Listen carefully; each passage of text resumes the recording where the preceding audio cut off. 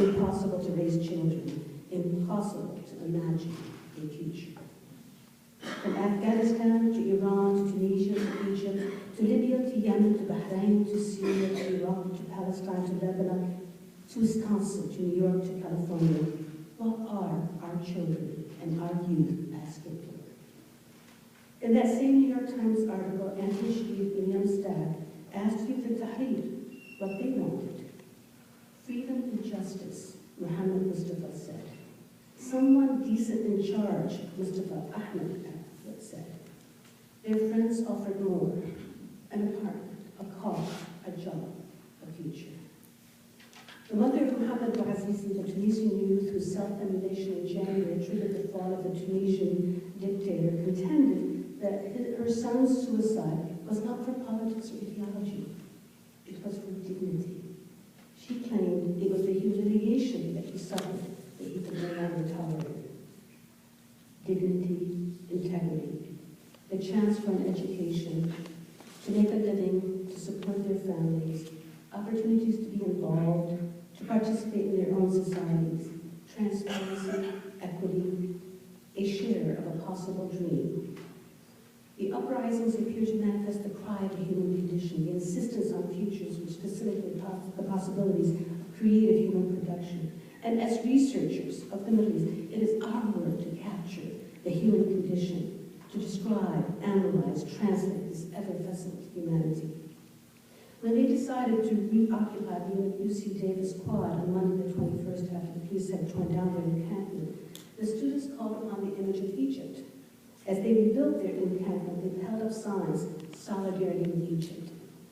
The frustrations with the economics of power, the accumulation of wealth at the top, both here and abroad, are not unconnected to each other. We, as scholars, are called upon to tell these stories, to make the connections. Stories of resistance to oppression, steadfastness against colonialism, rejection of police brutality, and the refusal to accept the suppression of free speech. We are called upon to tell the stories of decency, sacrifice for larger moral causes, human demands for something more than bare life. We are called upon to tell of the insistence of the young on fairness, justice, equity, equality, access, and truth-telling. To tell these stories, we need to recapture our categories.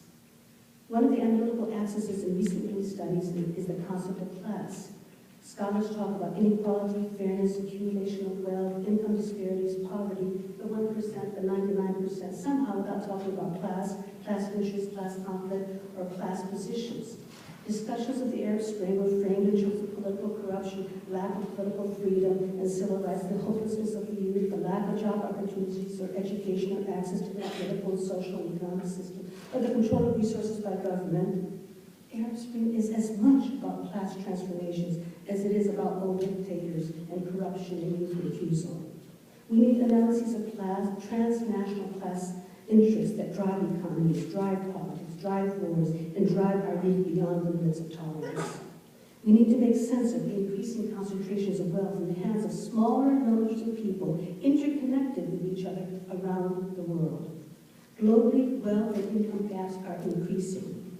In the United States, in 2007, the top 1% owned 35% of our country's total wealth, and the top 20% controlled 85% of the country's wealth.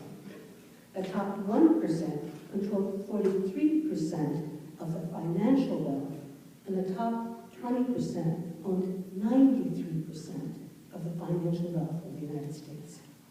Calculations show that nearly 50 million Americans are living below the poverty line. A recent New York Times article reported that 30%, about 100 million Americans, are poor or near poor.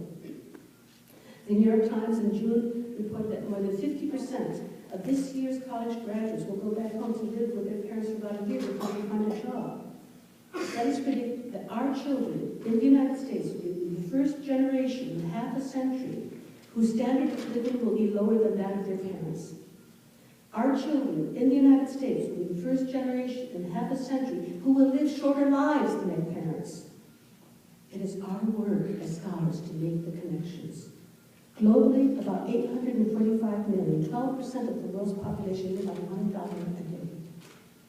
In Syria, in 2007, 30% of the population controlled 70% of the gross domestic product. By some accounts in Egypt, the top 20% owns 80% of the wealth. In Tunisia, the top 20% control 46% of the income, while the bottom 20% earns 6% of the total income. In Yemen, the top 20% earns 49% of the gross national income, while the bottom 20% earns only 6% of the gross national income. United Arab Emirates, the top 0.2%, let me repeat that, 0.2% of the population controlled 90% of the wealth in 2003. We have to make the connections.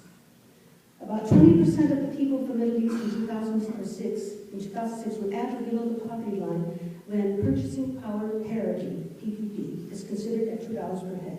PPP is the amount of local currency needed to buy basic goods and services which would cost $1 in the United States.